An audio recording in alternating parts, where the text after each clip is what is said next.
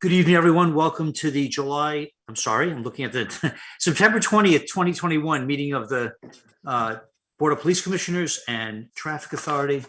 I was advised that we're going to modify our process and I'm going to take attendance. If the commissioners can just represent whether they are present. Mr. Esposito, I am present. Mr. Shambrown, Present. Dr. Freed. No response. Dr. Desir, no response. And I'm Robert Burke. If I can just grab our agenda, folks, bear with me a moment.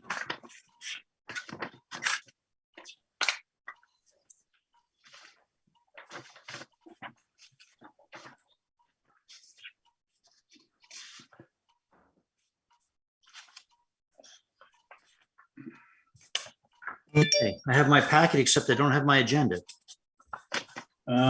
It's on, you know what? It's online. I'm sorry? She sent it online, I believe. Because it's not in my packet either. So I printed her email out and I have it and it's. They were in the email because Yeah. the agenda wasn't ready in time. The Okay. agendas were not in the packet. It should be in the email. The agenda wasn't in the packet when it first went out. No, it wasn't in the packet. Yeah. Okay, So you- just bear with me a moment. Let me pull it up.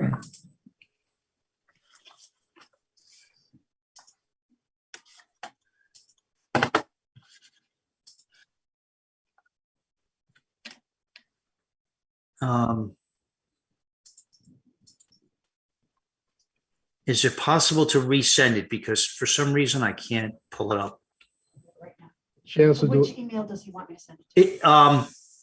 It doesn't, whichever one she has, doesn't make a difference. I get them all to the same device. Right. Thank you, Janice. I appreciate it.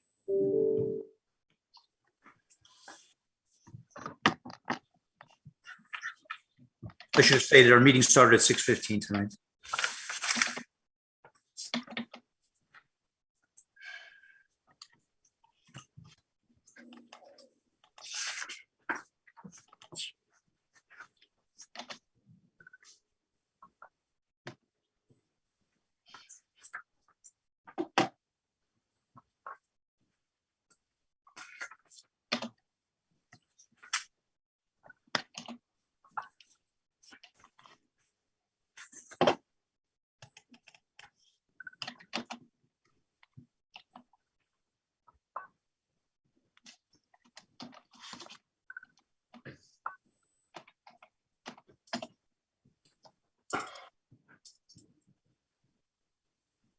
Should get it any time, Rob. She sent it just now. Okay.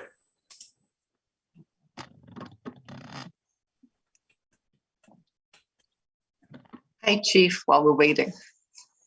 Hey, Alan, how are you? Nice to see you. Good, thanks. Nice to see you.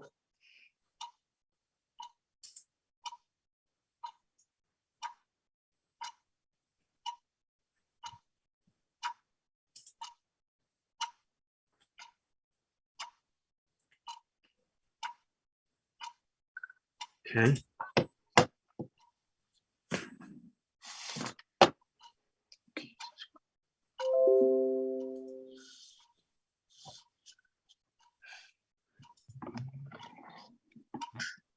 I can see how this meeting is going to go. I can't open it. So, Frank, if I could trouble you to just read off the agenda items and we'll run through it. Okay.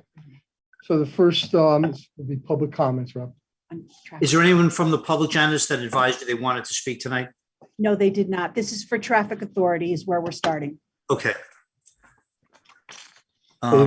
Okay, hearing no one and seeing no one, what's the next item on our agenda for traffic? So under traffic matters, there's 4 different topics that I'll go through if you like.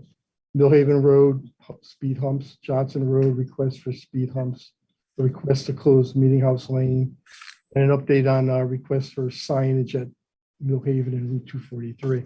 So I'll start with the request for speed humps on Millhaven Road. Recently, I met with a resident from Millhaven, provided me with a petition signed by neighborhood residents in that area and throughout town that were seeking installation of speed humps and children at play signs near the Woodbridge Country Club on Millhaven.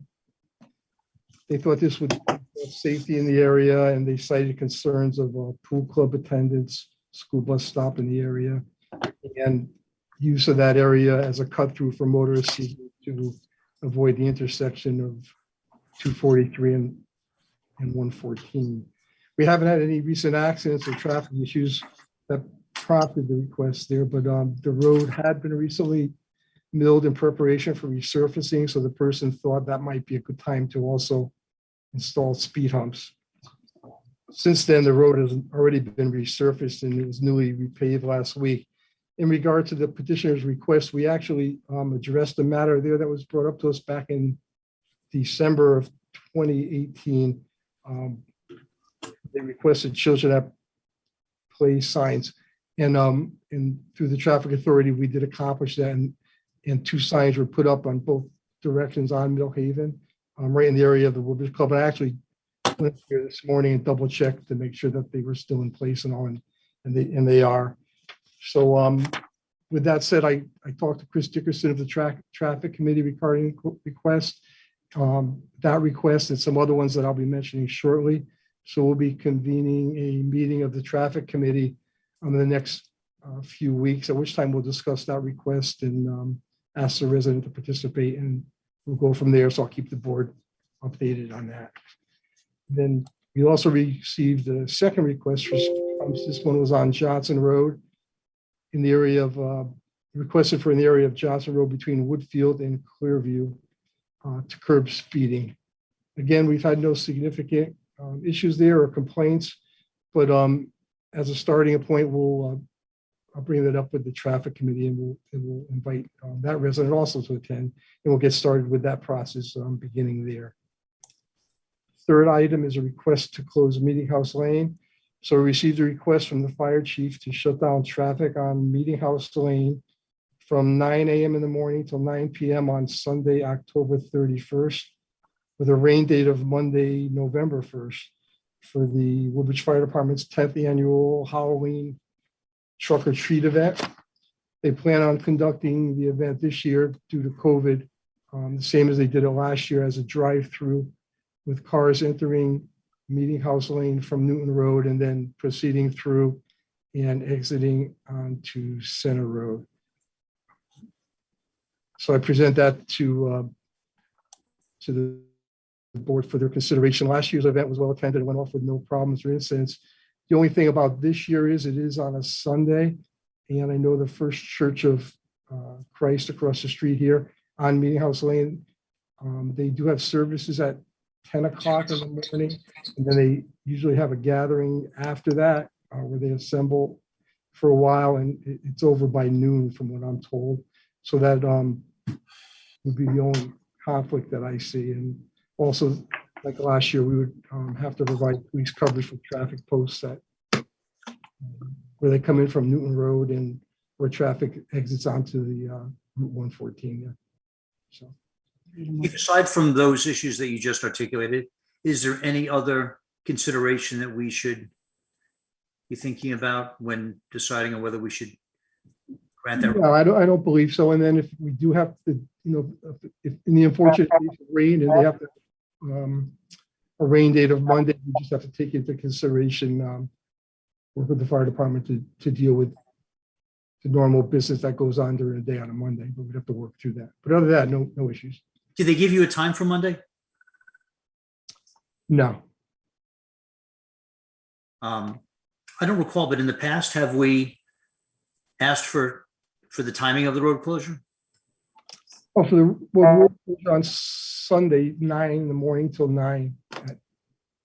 Wait, what about Monday? They didn't give you the time for that. They didn't ask for a specific time, but I imagine they would like the same, and that's the one we'd probably have to adjust in some manner to accommodate town hall being open. So that'd be a regular business day for the community. Is there a motion to approve closing Meeting House Lane for the fire department's truck or treat? Rob, can I ask a quick question first? Absolutely. Chief, last year you mentioned they did a similar traffic flow pattern for the last year's COVID. Correct. Any issues last year?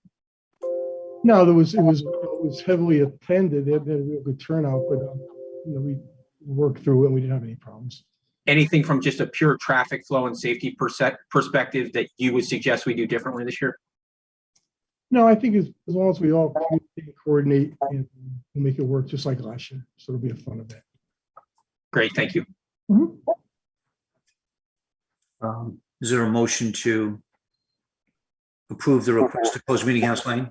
Unfortunately, I'm only limited to 2 commissioners, so you guys are going to be busy this evening. Yes, I'll second it. And there's a second. Janice, you got that? I do. Thank you. Okay. Any further discussion? And I've also been asked to have each commissioner call out their vote. Commissioner Shambrown, yeah, I approve that vote. Yay. Commissioner Esposito. I approve that vote. Okay, that passes unanimously. Hey, no, Final item on the agenda, I was able to pull up my agenda, Route 243 at Millhaven. Yep, so back in June, you might remember, we discussed a request from a family with several young children for the installation of pedestrian crossing signage on Ansonia Road, which is Route 243 near Millhaven. Because it's a state highway, it fell under the jurisdiction of the State Department of Transportation. And we forwarded the matter to them for their consideration. I just want to let you know that we did hear back from them. They acknowledged the receipt of the request from our legal traffic authority to them at the Office of the State Traffic Administration. And then they followed up with that, saying they sent it to the Traffic Engineering Operation Division, where it's currently under review now. So once I hear back from them, I'll let the residents know how we made out and let the board know. Okay, That's it for traffic. thank you. Is there a motion to adjourn the Woodbridge Traffic Authority meeting for this evening? Yes, I'll move. I'll give this one to Commissioner Esposito. Is there a second? I second. Okay. Commissioner Shambrown, how do you vote? Yes, I support that. Commissioner Esposito? Yes, I support it. That's 3 in favor. That motion carries. Welcome to the Board of Police Commissioners. The first item on our agenda is the approval of the minutes from July 19th, 2021. We I'll do have a move. quorum. Is there a motion to approve? I move they be approved. Thank you, Commissioner Esposito. Is there a second? I second. Thank you, Commissioner Shambrown. Commissioner Shambrown, how do you vote? I support it. Commissioner Esposito, how do you vote? I vote yes. Okay, that carries 3-0. Next item on the agenda, public comments for the Board of Police Commissioners. Janice, is there anyone from the public that had sent correspondence or advised you they wish to be heard at the meeting tonight? No one contacted me. Okay, I see no one else and hear of no one. Moving on to the next item on our agenda is financial report. To the financial report, as you know, at this point, we're about 2.5 months into the new fiscal year, and we're on track at approximately 20%. And as I reported last month, most of the expenditures thus far continue to be associated with contractual related stipends and mandatory operational requirements. Answer any questions that anyone has if you want to present them.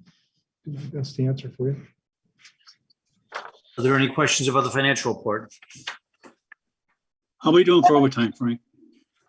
We're at about 25%, so we're just a little bit over with that. But part of that is contributed to the homicide, and then we had the 3 different tropical storms there. The one that didn't occur, but we had to prepare for it and be ready for that. But pretty much those, and just staffing wise, we had a couple people out on extended illnesses, so we were extra short on that during, and of course, that's July and August are a heavy vacation request time, so that came amidst all that, but we're not too bad, really. We're right in there. We'll keep an eye on it. Are there any other questions? I'll ask one question. Chief, I know you certainly can't predict unpredictable events, but is there anything as you look forward that causes you concern, budgets and finance related? Pretty much just, unexpected crimes and unexpected weather events, but those that's the nature of the business. So we all know that. The biggest concern and challenge we have is staffing and being, when we're kind of bare bones. There are a lot less than had been, and a lot of contractual obligations that we still have to meet, and they all play together to, figure in on the overtime, and I'll be talking about it when we get into personnel section a little bit later, but we have another retirement that just came to be, so we'll be short even further, but other than that, no usual, business things that come up. Thank you. No additional questions for me. Is there a motion to approve the financial report? I so motion. Thank you, Commissioner Esposito. Is there a second? I second it. Oh, I mixed it up. That was moved by Mr. Shambrone. Yes, sir. Yes, it was. Sorry. Thank you. Second by Mr. Esposito. Mr. Shambrone, what is your vote? I support. Commissioner Esposito? I vote yes. Okay, that carries 3-3. Moving on to the activity report. Yeah, I'll give you a synopsis of the last 2 months' activity. So we had 2 burglaries. They both occurred in August. One was an actual burglary. One was an attempted burglary. It was all on the same day in the same neighborhood and same suspect who was apprehended. And the arrest was made in regards to that. That happened during the day shift in the Amity Road, Justin Road area, and that was on August 5th. Then a narcotics arrest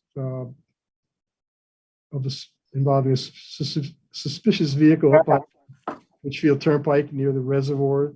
And our officer, who was also a certified drug recognition expert, was involved with that. And he found the car and 2 occupants and determined that they were in possession of narcotics, and subsequently arrested him for charges associated with that and possession of a controlled substance and DUI. We had several fraud complaints that came in over the last 2 months, and that's been an ongoing thing, probably nationwide. But most of those are all online banking things or emails, cyber related crimes. So a lot of the ones with the banking, we've been dealing with the banks on that, and they've been making a lot of the customers whole because of the way the process proceeded. There were 2 larceny complaints. One was involving a caretaker at one of the assisted living residents, and the other was theft of funds by an employee of a local business. They're investigating that. They've been investigating that. We had 6 larceny from motor vehicles that occurred over the last 2 months, and they were all unlocked cars that had been rummaged through in the Amity Road area, Bond Road, Dillon Road, and Mitchell Lane areas. We had a 19-year-old missing female that was reported missing by her parents. Left the residence unexpectedly on her own. Ended up getting correspondence that she wasn't returning, although she was an adult by a year. She initially came in as being suspicious because it was kind of out of character. Long and short of it was ISU was able to make contact with her and locate her out of state and ensure her safety and let her family know that she was safe, but needed to be separated for the time. We had 2 stolen vehicles. One of them was up on Halsey Lane, and it ended up came in as a stolen vehicle, and subsequently it was determined that it was a repossession, not actually a stolen vehicle. And then we had one at the end of August during the day from a business on Amity near Landon Street. Customer went inside, left the key in the car. Came out 5 minutes later, the car was gone. That car was seen shortly thereafter up on Bond Road, being followed by another car that was had been stolen out of Fairfield, and they tried to. Someone else that was involved with them tried to steal another car from the driveway there. They were scared off. The car from Landon Street was subsequently recovered on P7 near Rock Hill Road, where it had been abandoned, and apparently they fled in the another stolen car. And at the beginning of August, around 4:30 in the morning, we had came in as a vehicle fire on the property of the Country Club of Woodbridge on Woodfield Road. And that vehicle was found to have been torched, and it was later learned that it was connected in a homicide investigation from another town out in the Eastern District. So our ISU has been working with State Police Eastern District Major Crime on that. And we had a suicide, unfortunately, at the beginning of the month at a resident in town involving an elderly female resident who hadn't been heard from, and officers forced their way in and determined that it was a suicide, and nothing else suspicious with that. So that's a brief synopsis of the last 2 months on the criminal side. As far as arrest, there was the arrest of the narcotics arrest that I mentioned down on 69. On July 11th, members of the police department here, the IS Central District Major Crime, along with State Police Special Services and law detectives, executed a search warrant, a criminal arrest warrant down on Fountain Street area of New Haven. Took a suspect into custody. That was in connection, possession of the stolen car that belonged to the victim of the Pease Road homicide. That was a second arrest connected with that, but that investigation is still ongoing, and there's a lot going on with that. We're just waiting for some more forensics, and you should be hearing more on that in the future. I'll be able to report. On July 21st, the guy served an active arrest warrant for a party in regards to a dispute that had occurred at a residence in the town. The arrest was made for that. And on July 26th, officers in patrol responded to a report of an unwanted person at a local business that involved a threatening. An arrest was made for that, and the suspect there was wanted on unrelated charges. Davis was turned over to David PD on that. Yeah, an update on the investigative services unit activity during July and August. In July, they had by the end of July, they had done 21 search warrants actually had been drafted and executed in regards to the homicide. They're looking at a bunch of check and fraud cases, and they had 3 interfamilial sex assault warrants that were drafted, and they're under prosecutorial review now. And they did 26 fingerprinting cases, 2 pistol permit background checks. And in August, as I mentioned, they're following up with State Police Major Crime regarding the vehicle at the country club, the ongoing homicide investigation, and another search warrant for the in connection with that homicide was our homicide was completed. And that's pretty much it for the criminal activity. This meeting is being recorded. Moving on. And do you think you have to mute your phone if you're on the? Yeah, I'm gonna shut it off now.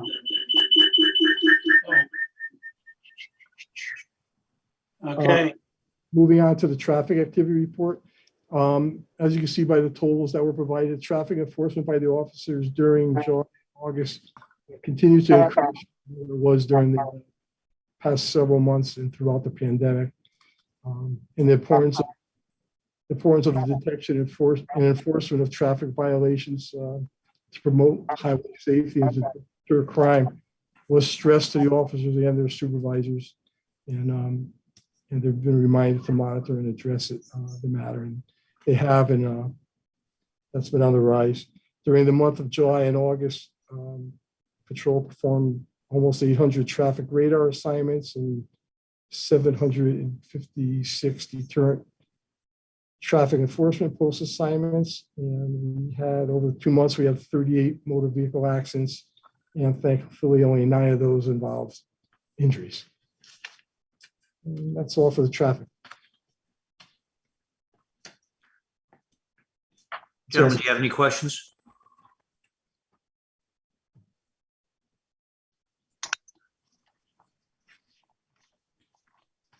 questions. Okay. Questions? Is there a motion to approve the activity report? I'll make a motion to approve the activity report. Thank you. Is there a second? I second.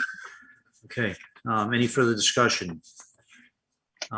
Commissioner Shambram, how do you vote? I vote yes. Commissioner Esposito, how do you vote? Vote yes. Okay, that carries unanimously. Let me just pull up where we are. The next item on our agenda is the chief's report. Just had 4 or 5 topics. The first one was just an upgrade. We're with our IT network infrastructure upgrade. That work commenced several weeks ago. And the TBNG had a subcontractor here doing a lot of the recabling and fiber. Then unfortunately, things were put on hold. There was a shipping delay with a lot of the components. The good news is that last week they were here. They got a delivery in. They were here last week. So the project started up again.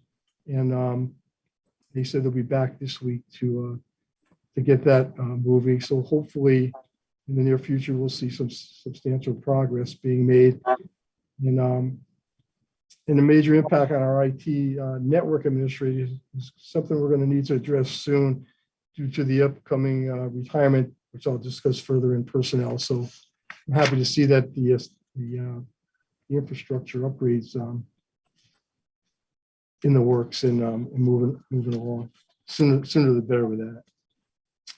Second topic was a resident of town, a Mr. Michael Weiner, who lives in town and he's a principal at Colonial Hardware Corporation in Orange, Connecticut. He approached me and graciously offered to make a donation to the department of some equipment that we thought might be beneficial. And he and his family foundation, which is the One of a Kind Foundation is the name of it, they've donated the funds necessary for us to purchase and outfit all of our patrol vehicles with tactical ballistic helmets. So this is great because it'll supplement our recent upgrades of all our patrol rifles and ballistic armor that we did. And all of that will just serve to enhance the safety of the officers and the safety of the community. The order for the helmets was recently placed, and when they're delivered, I'll let Mr. Weiner know, and I'll meet with him again to officially express the department's appreciation on that. So that was a great help. Just want to let the board know that I was recently nominated by my peers at the South Central Connecticut Chiefs of Police Association, which is comprised of the chiefs from the 20 police departments throughout our Southern Connecticut region, to serve as the president of the organization for this year. So I just want to make the board aware of that going forward. So that's something that I was, honored to be selected to do. So working at that. And we had 2 grant funding opportunities. The first one is Connecticut DOT notified me that our department is eligible to participate in the upcoming highway safety grant opportunity pertaining to distracted driving, high visibility enforcement. The grant's fully funded by monies from the National Highway Safety Administration with full 100% reimbursement to the town. I discussed it with the finance director and he was good with the terms of the grant. I got back to Connecticut DOT with a formal statement of interest, which they have acknowledged and forwarded us the grant application paperwork, and they've tentatively allocated funding to our department to use, and it would have to be used in 2 phases.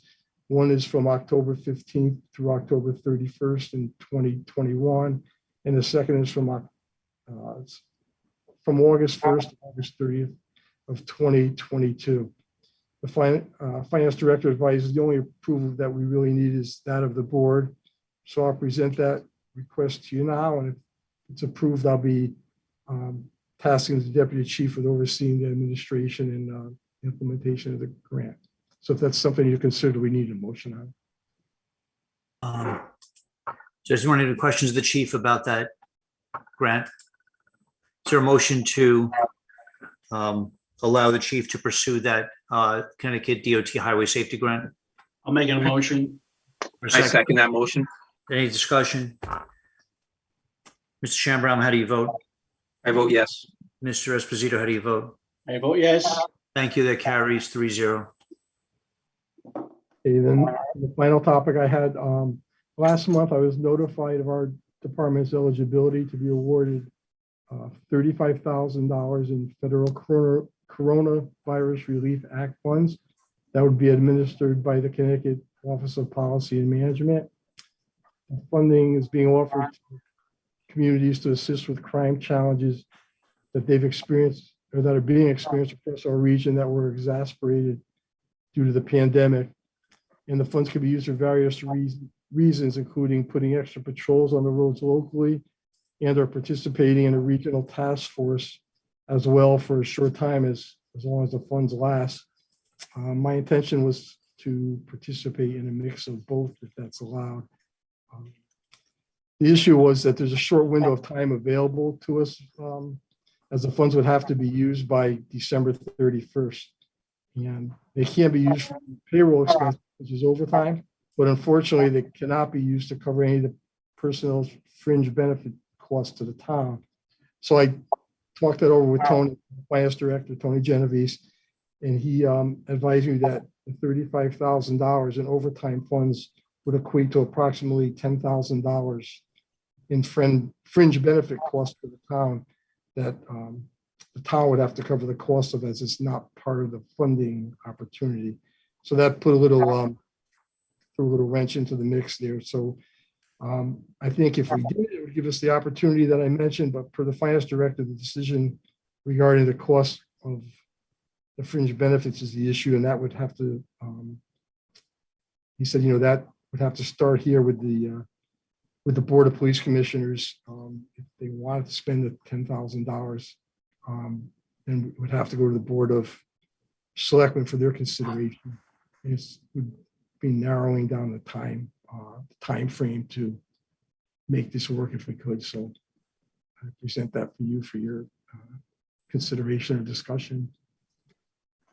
Which budget would that 10,000 come out of? That's, we don't have $10,000 in our budget, so I don't know if that's something that the Board of Finance or Board of Selectmen might want to take somewhere, but we certainly don't have $10,000. We're already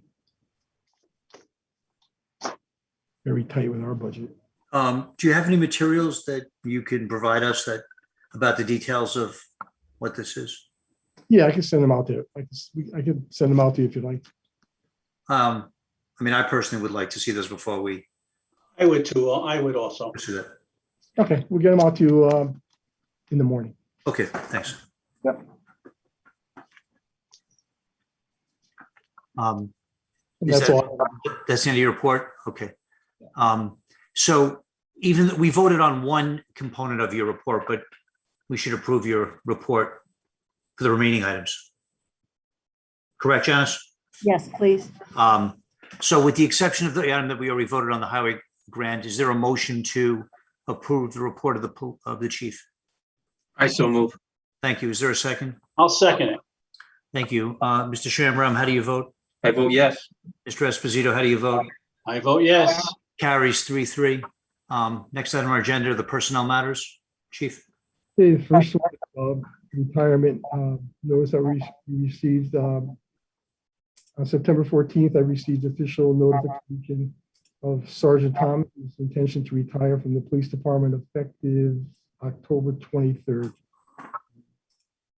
He's completed his 25 years. He advises that he'll be utilizing some accrued time off prior to that date. And then in conjunction with that, he'll assist in transitioning of his responsibilities. And with that said, I'd like to thank Sergeant Thomas for his many years of dedicated service and extend our best wishes on behalf of the department for good health, happiness, and continued success in his next chapter in his future endeavors. His departure comes at a critical time for us because our IT network upgrade project is moving forward, and they still have a ways to go with that. So the next several weeks will be critical on the IT tech side is right when he's leaving, but we'll work with him before his departure, and then we'll work through it after that. Second topic is related to that. It has to do with hiring. So with Sergeant Thomas's retirement, it brings a few challenges that we'll need to address. The first one is that it'll obviously leave us with a vacancy that I'd like to get filled as soon as possible, because with his departure, it'll drop us down to pretty much an all-point low of only 22 sworn personnel now. And coupled with that, it'll leave us short a supervisor. So we would also need to start planning a promotional exam for the rank of sergeant as well, so we get back up to having 5 sergeants and being fully staffed with that. Additionally, I'll be resigning some of his duties that were significant that he oversaw. The training, one of them is the training and maintenance of all our sworn and dispatcher certifications, and that'll be reassigned, and that's an area that is overseen by the deputy chief. And then also we need to make some changes in supervision so that we cover dispatch. That's another task that Sergeant Thomas did. So both of those will be assigned amongst the sergeants. The biggest concern, which I mentioned, is IT. It's something that the department for the last 20 years has been staffed fully by personnel from the department. So before Sergeant Thomas, who's been doing it for the last 10 plus years, there was another full-time dispatcher, and he pretty much did that full-time, and the IT was pretty much a majority of Sergeant Thomas's time as well. So, we have to think about how we're going to do that. So regarding the hiring, as the process is lengthy, and I'd like to get it started as soon as possible. South Central Regional Criminal Justice they're just starting their testing process now, so I'm not even certain if we can get on into that yet. And then once we get in, it is really strapped to get seats in the academies, because because of COVID, the academy seating is limited. And a lot of the satellite academies that are used have diminished in the number and the frequency of classes due to COVID and the budget restraints and so forth. And we could also look at certified lateral transfers as well.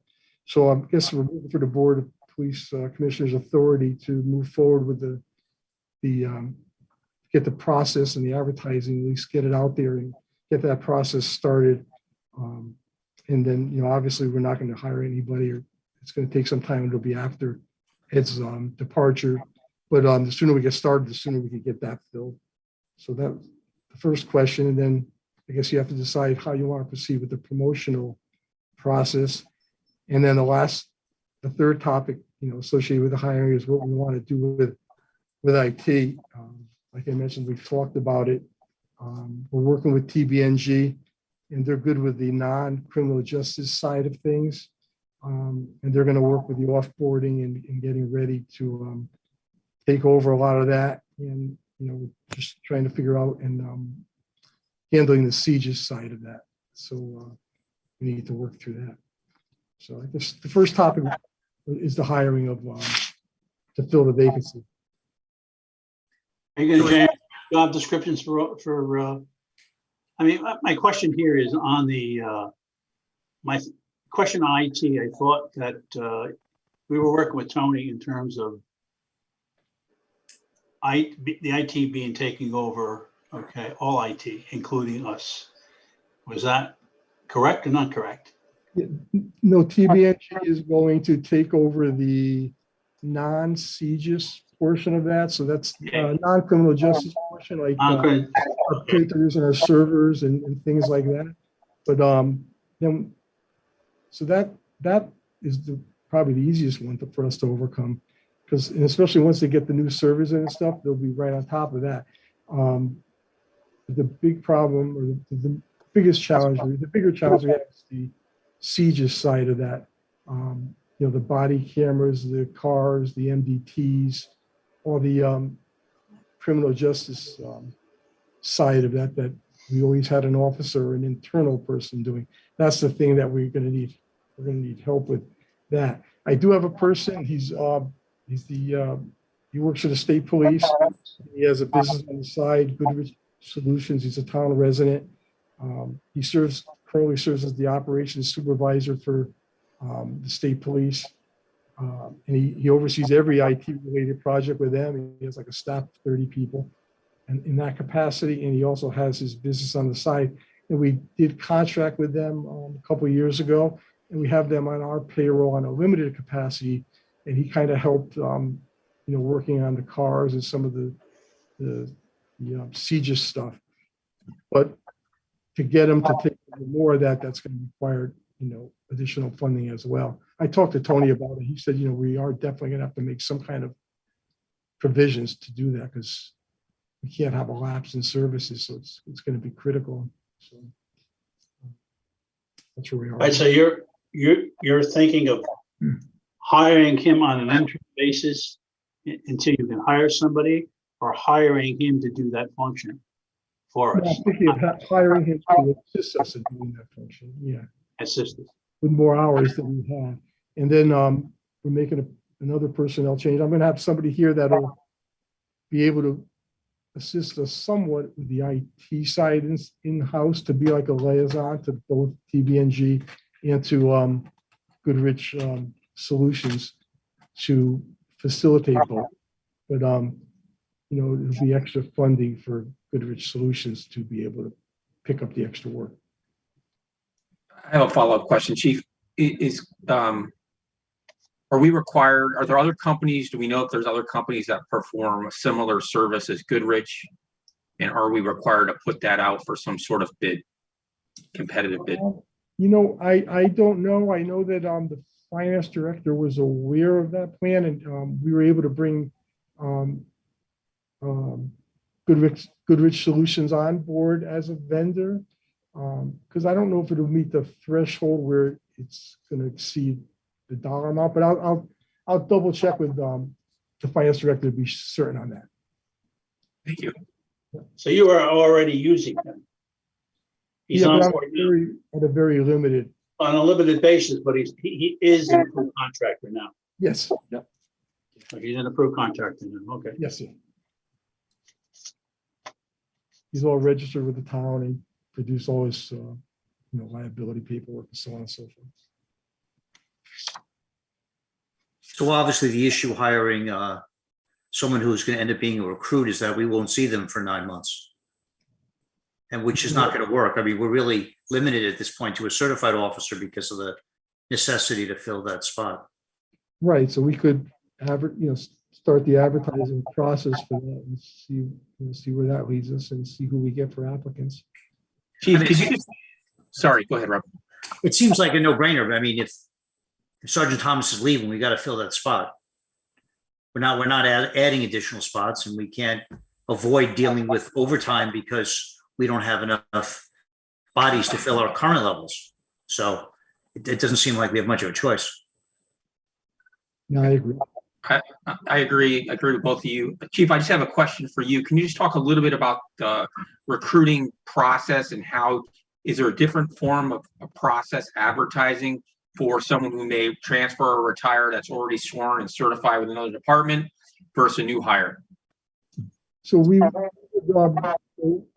if it was going to be a new recruit, we'd go through the South Central Criminal Justice Administration, and they'd go through the whole testing process and physical agility and all that. And South Central would run that whole thing. But when you go through this certified applicant process, South Central doesn't get involved with that. So what we use for both, whether it's certified or recruits, the process all goes through online. It's through policeapp.com. So we provide them with the job offer, the job description, and they put it out there, and then the applicants pay them a fee to register. So it doesn't cost the town anything, and you're able to advertise it and get it out all over through all the usual customary law enforcement related sites.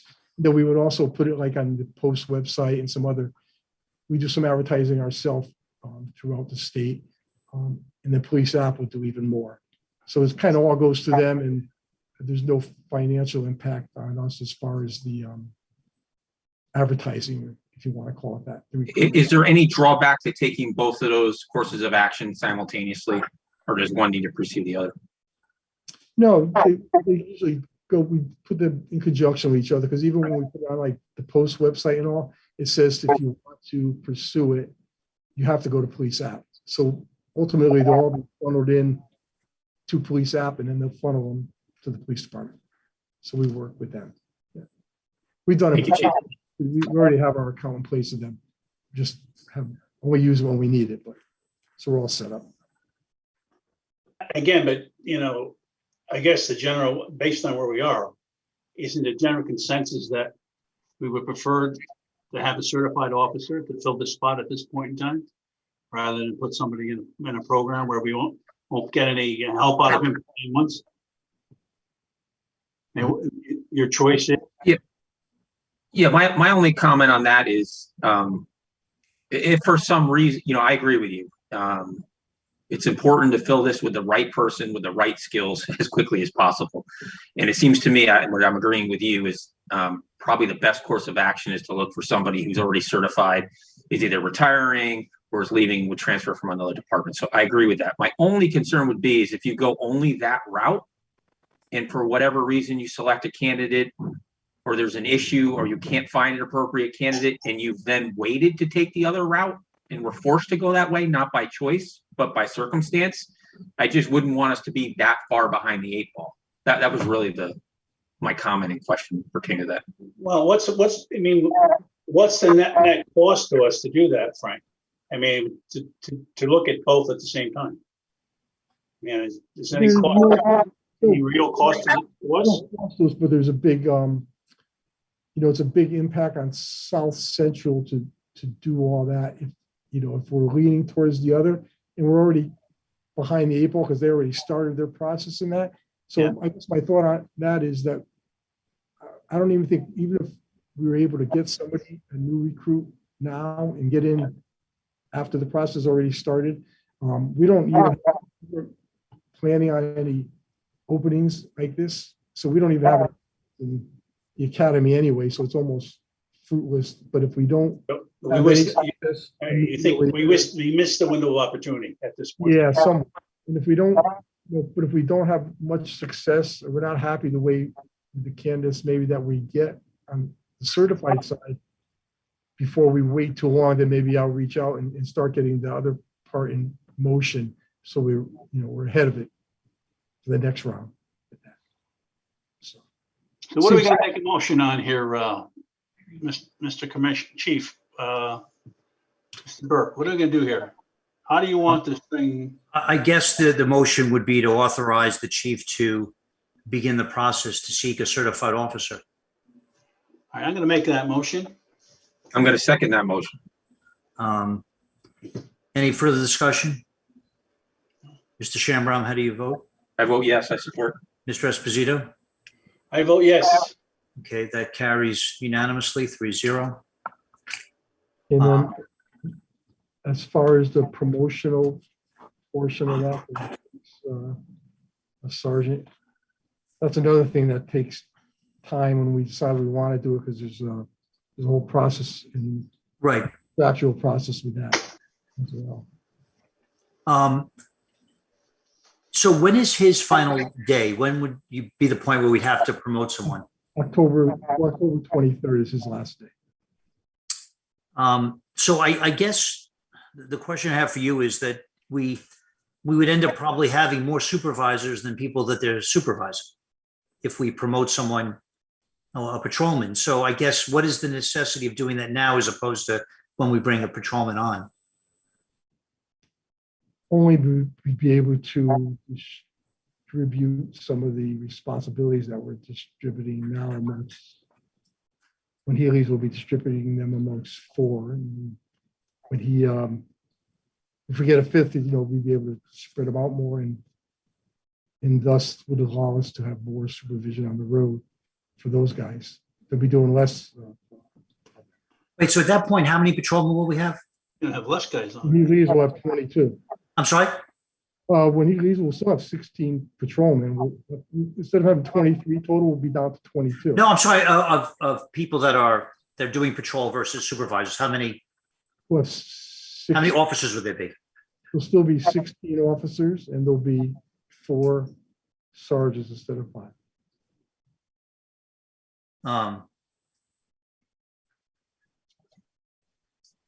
So because this, I guess this discussion, we should probably, well, I guess it can't occur in executive session because it doesn't fit those requirements. I'm just not sure, and I say this comment to the other 2 commissioners, I'm just not sure at this time whether we need to promote someone to supervise the number of patrolmen that we have, if we need an additional sergeant at this point, as opposed to when we hire someone new. I mean, we can certainly talk about it next month's meeting again and see where we're at. It's up to you, Paul. If I can ask a question, Chief, I guess my question to you is, would it adversely impact operations if you don't have a replacement sergeant in, let's say, the next, until October when that sergeant retires? It will, if God forbid somebody else, someone's out on something or somebody has some kind of extended absence. And in that regard, I mean, the big thing is that even when we decide that when it's decided that we are going to move forward with the promotional process, it takes several months because it has to be posted for so long and you have to be granted a study period of time. It's different components and tests, and that all has to be coordinated through South Central. So even when we decide that we are going to start the process, it'll be several months before the person even comes, before someone even is promoted. And then once they are promoted, they need to get some of that first line supervisory schooling and training. So, it's not really just promoting someone. Because it's not going to happen overnight. It's going to be a process, kind of like the hiring process. We have to start it, but it takes a while until it's implemented. Oh, you're saying 6 months, Frank? It would take 6 months to do this? No, I would say probably, a good 3 months by the time we get started. I would say about 3 months. About 3 months? 90 days, okay. From the time you started. Yeah, that's what I would say roughly. Mhm. And because it's a related issue with hiring another officer, so back to our previous conversation, we're going to at least look for finding a suitable candidate that's already certified, post-certified with another department or retiring, bring him or her over. That could take, what's the best case scenario on that? 90 days?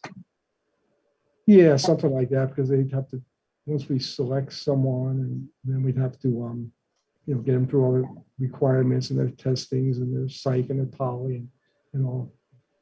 Those are the last phases. So we have to get through all that. Okay, so once somebody's brought on to fill that patrol officer slot, you'll be back in the boat where you were now, and at that point, Chief, do you think for operations you really need that 5th sergeant? Yeah, I definitely think we do. I mean, the more I hate to cut our supervision any shorter than we are. I mean, personally, I always say I don't think we have enough supervisors. Right. We don't want to impact operations, I think is the bottom line. We don't want to have any less. I think that's just very, we got a young department and a lot going on in the world. So this wouldn't be the time to cut Right. supervision anymore, in my opinion. I think, my concern is that the chief and the department has the appropriate supervisory resources looking forward. I think Chairman Burke brings up a very good point. But again, just because there's some points raised by the chief that and some questions that were asked that demonstrate that these processes all take time. And I don't want our decisions tonight to adversely impact operations 90 to 180 days from now. I'm not sure where that leaves us, but those are kind of my thoughts and comments on the issue. Well, my thinking was that, to think about the process is kind of important and set that up in advance.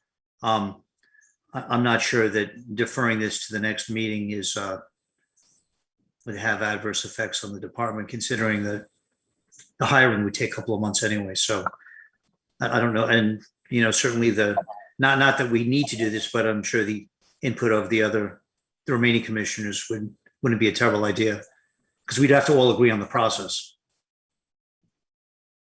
Yeah, understood. I agree with that.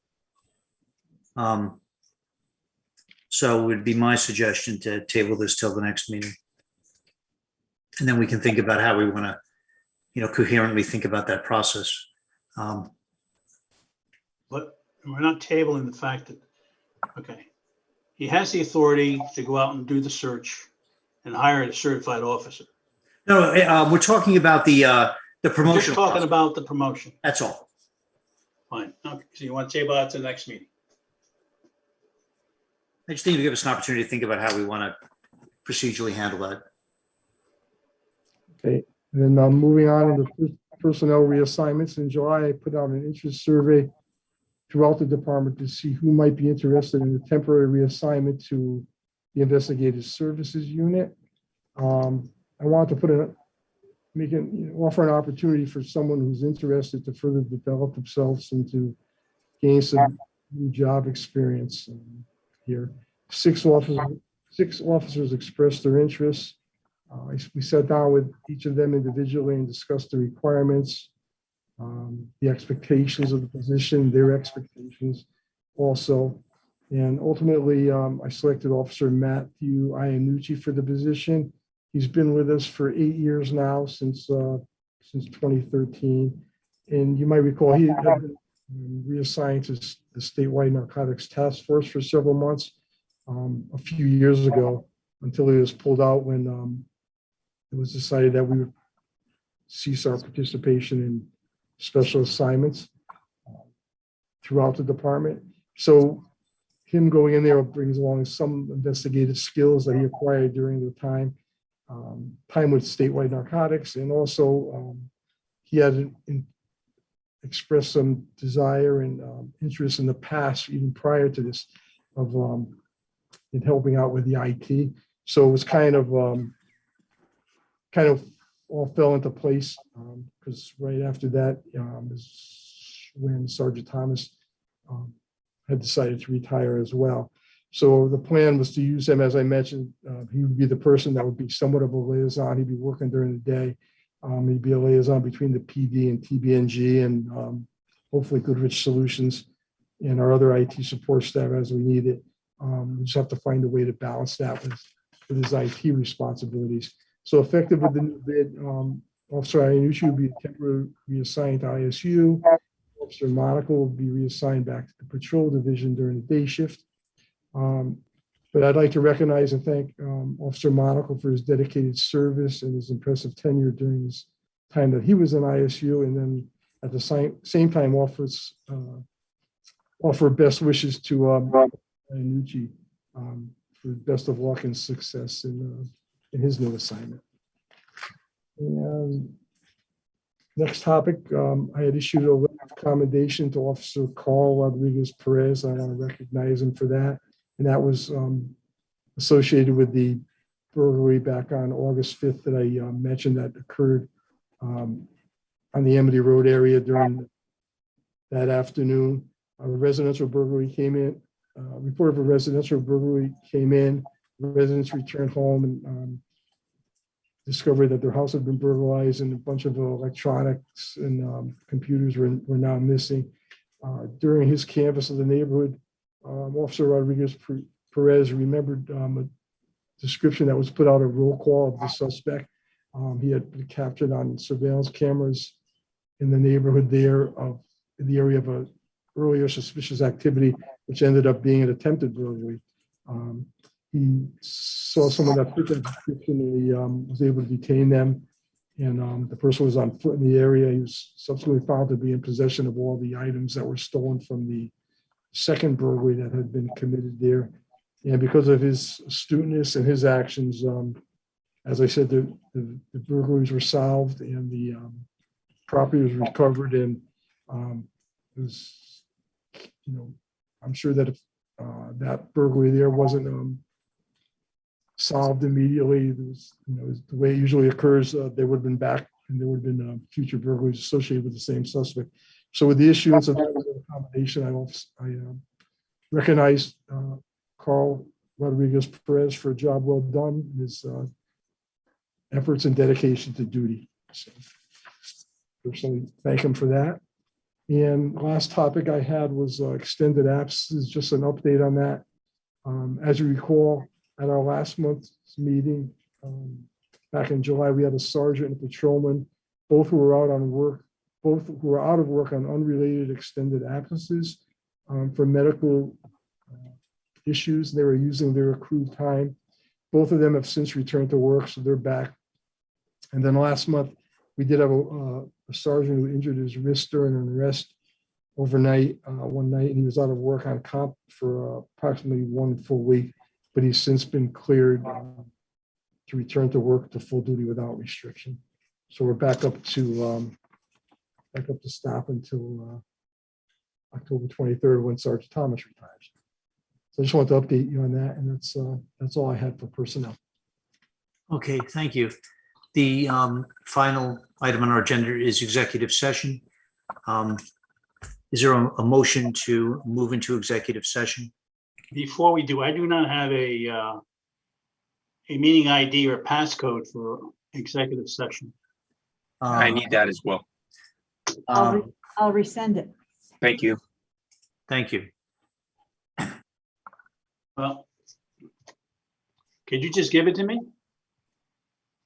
No, because I don't want anyone to attend. Oh, okay, it's on the, we're still on the audio. Okay. Yeah. Well, let me phone back on again. All right. So is there a motion to move into executive session? I so motion. Is there a second? I'll second it. And with the approval of the other commissioners, I'd like to invite Chief Cappiello and Deputy Chief Smith. I concur.